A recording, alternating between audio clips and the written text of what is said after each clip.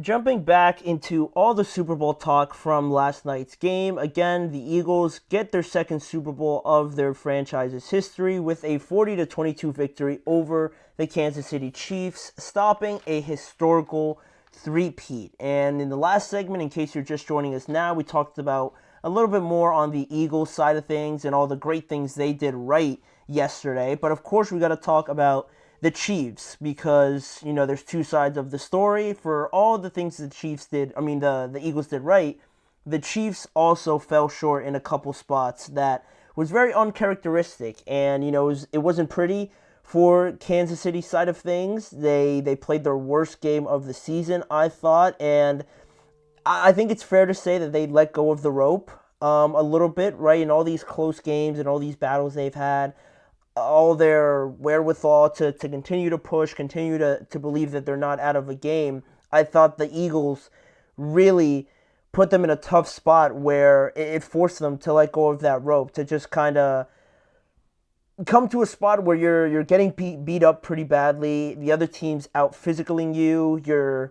Nothing's really working. You're not really connecting. Pat and Kelsey rarely connected, and the run game, which we're gonna get to, was non-existent. It gets to a point where you're just like man, like nothing's working, and I have to go back out there, and these guys are gonna go out and just push me around. It's very tiring, very exhausting on a team that's chasing history, that's going out there, trying their best to be in this game, but again, they're getting outworked, out muscled, and just getting tossed around a lot in this game. So it's hard to just go back out there and get to a point where you're thinking like, all right, like this is a drive, but you get back out there and you get punched in the mouth, right? So that sort of thing, it's very exhausting. It feels endless, like you're not really going anywhere.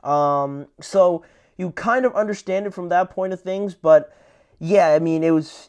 I didn't think there would ever be a point where the Chiefs would get pushed to this point again. I would say, right, because you think back to 2021, and I thought that was the only time I'd ever see the Chiefs play like that, especially in a Super Bowl. And I thought also, the culmination of at that point, playing Tom the GOAT probably in that game, that defense, Patrick still being pretty young and stuff like that. I was like, all right, like if they were ever gonna have a stinker kind of game, like in the playoffs and stuff like that, this was gonna be it. And you take your lesson, you take whatever you learned from that, and you just try to avoid that at all costs the next time you're here. And it looked like they had, but this year, there was some questions at the offensive line, and they all just came pouring out in this game pretty much, right? Because after everything just wasn't working for the Chiefs, you saw a lot of blank stares. You saw a lot of walking, just bad, not bad body language, like I couldn't understand it. I very fully understood why the body language wasn't great, but again, it was weird to see the Chiefs in that spot, like they almost didn't belong in the Super Bowl, which is an outlandish thing to say, but that's kind of the impression I got a little bit. So it was very weird to see that, and one of the talking points we mentioned was the turnover battle. And one thing, I didn't believe that the Chiefs would even commit three turnovers in this game. But I guess that's definitely more of a credit to the Eagles and how well they played and implemented their game plan rather than the Chiefs. Just not playing a good game. I thought that was more of an effect of what the Eagles did, more so than what the Chiefs didn't do. But in saying that, you look at the first one. That one was a bad play. I understand Patrick trying to make a play and extending the play and trying to keep it alive, because at that point things were already starting to get pretty heavy. So Patrick, being Patrick, gets out of the pocket, tries to find options, and he throws it a little bit across his body. And I don't even think Hopkins was really ever going to catch it, but Hopkins was going the other way. Cooper DeJean steps in front of it. He intercepts it on his birthday, which is awesome. And he returns it for a pick six. That one was pretty bad. Just very, again, uncharacteristic, like from Patrick, to put it in harm's way like that. And that you had that play, and then you're thinking like that was pretty bad. Like, this game is not any way the way I thought it would be going. But, this is still the Chiefs we're talking about, right? Like, we got to put some respect on their name a little bit. And that's still, after seeing that, I'm like, all right, like, they just got to settle down. They're getting the ball back after halftime. They score relatively soon. And then after halftime, we're going to have a game, right? That's what I was thinking. But then, you get that other turnover. And this one wasn't so much on Patrick. It looked like it because in real motion, you didn't really see Patrick get hit, but after they slowed it down, you could see that Josh Sweat just picks up Joe Thuney and throws him into Patrick, and he gets hit, throws a wobbler down the middle of the field, and Zach Bond makes makes the difficult catch look pretty routinely for a linebacker, but that's the kind of season that he's had, and that one really hurt. That one really hurt because you're already down a lot. You're getting shut out. You're getting kicked in the teeth. And the last thing you want to do is turn it over pretty much on your own goal line. And now the Eagles have all the momentum.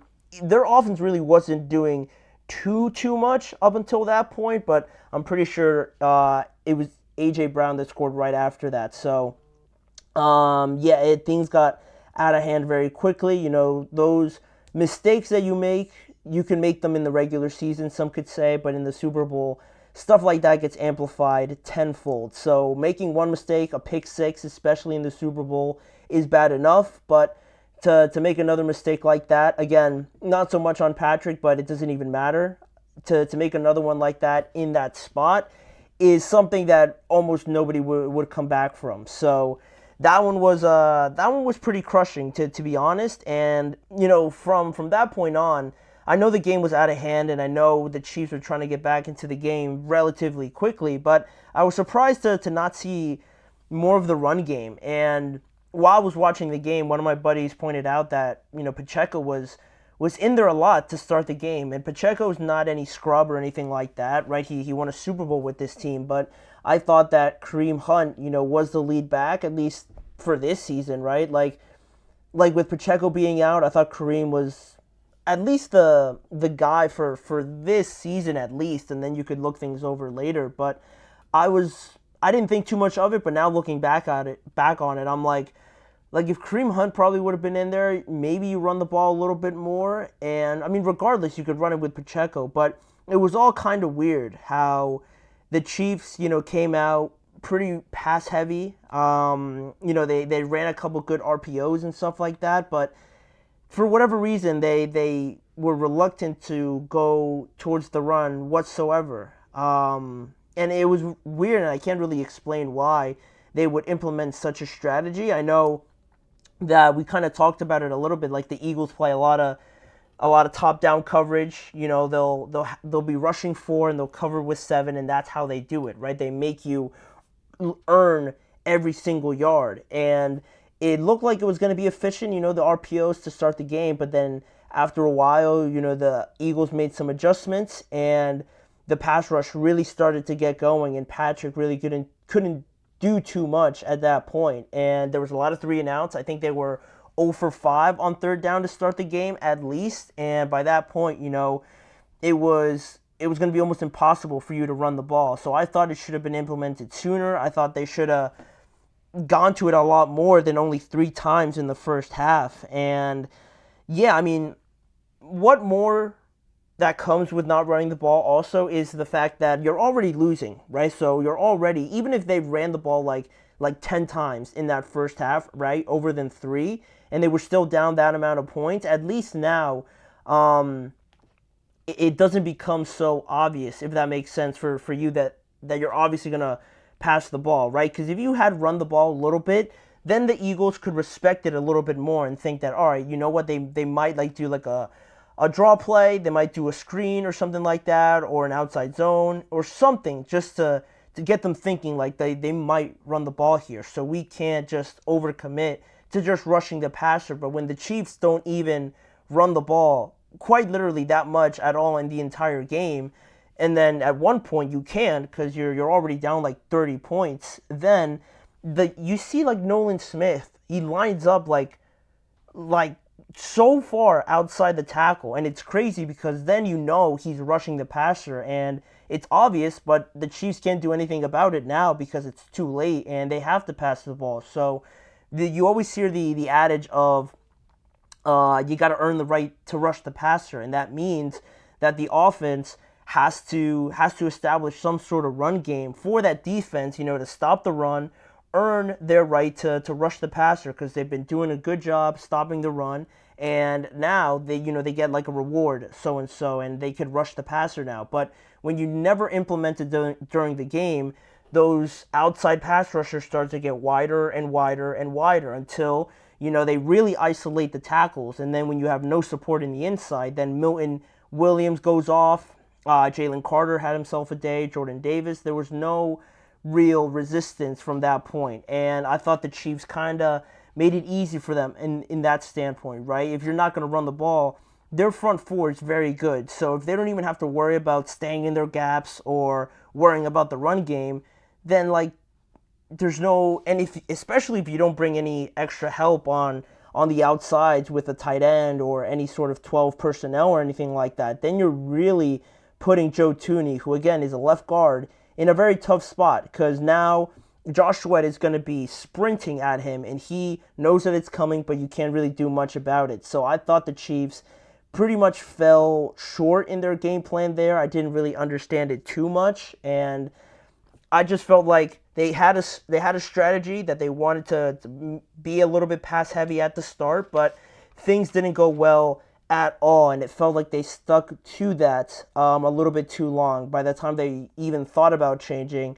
it was going to be too late. So that, and the fact that Patrick looked a little bit flustered, right, because that offensive line was giving him trouble, was making him panic a lot, then nothing was really going to work, right? If you were going to pass, that offensive line needs to hold up pretty well, and they couldn't do that. So their main strategy went out the door. One, because the run game wasn't prevalent, but also that offensive line was no match for Nolan Smith, Josh Sweat, Jalen Carter, Jordan Davis. Nothing really worked out well for the Chiefs. So it was unfortunate for them to drop an egg like that in the Super Bowl. But we're going to continue to talk about it a little bit more throughout the next few episodes, but those were my initial thoughts from the Super Bowl, right? Very weird. You don't typically get blowouts like this, but more of a credit to the Eagles for having everything go right to all of their best efforts. So that is as far as we're going to go with the Super Bowl talk, at least for this episode. We'll continue to do that throughout the next couple episodes, like I said, but for right now, we're going to get to some other pieces of news that broke throughout the weekend, and we're going to start off in New York, pretty close to here, with the news on Aaron Rodgers reportedly not coming back as the Jets quarterback. So with news like that, we're going to talk about it. We're going to discuss Aaron Rodgers' future now going forward, and the same thing for the Jets, as both of them are going to go their separate ways starting in 2025. So stick with us. We'll be right back right after this. Looking for